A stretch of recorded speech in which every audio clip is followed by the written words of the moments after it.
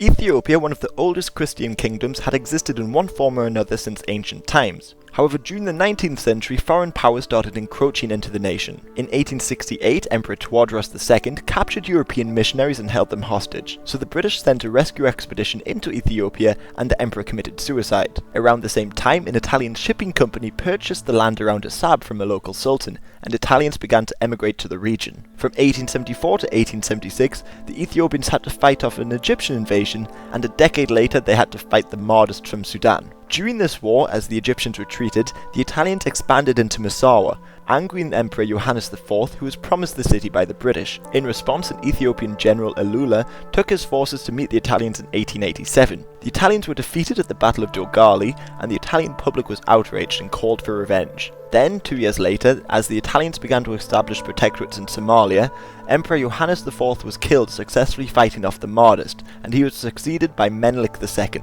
In coming to power, Menelik conquered a lot of land and continued to expand the borders of Ethiopia, and shortly after taking power, he signed the Treaty of Wuchale with the Italians, which gave them the right to rule over Eritrea. However, when the treaty was translated, there was a vital difference. In Amharic, it said the emperor could choose to deal with foreign powers through Italy. However, the Italian translation said Ethiopia would become an Italian protectorate. So, with the Italians not backing down from the treaty, Menelik began encouraging rebellions against the Italians in 1894 and 1895, but both resulted in Italian victories. The Italian general at the battles, Baratieri, returned to Italy a hero, and he promised to bring Menelik home in a cage. However, Menelik had been purchasing weapons from European powers, and he even gained international support from the Russians. And he had also prepared nearly 200,000 men for combat. So by late 1895, when the Italians moved into Ethiopia, Menelik felt secure in finally challenging them. The first battle took place in December at Amba Algi, an Italian forward operating base. The Ethiopians crushed the 2,000 Italians and their Eritrean allies, and this prompted the Italian Prime Minister Crispi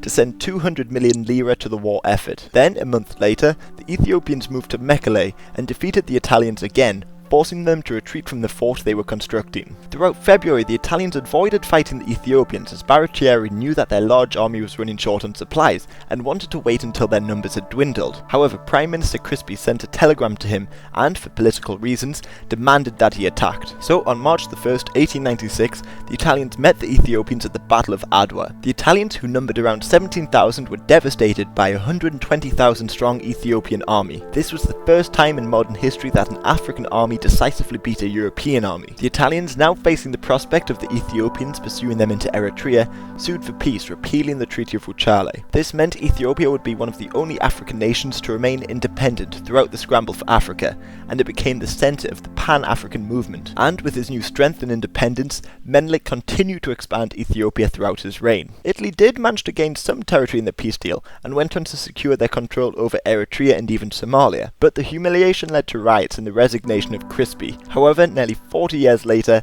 fascist Italy would go on to conquer Ethiopia.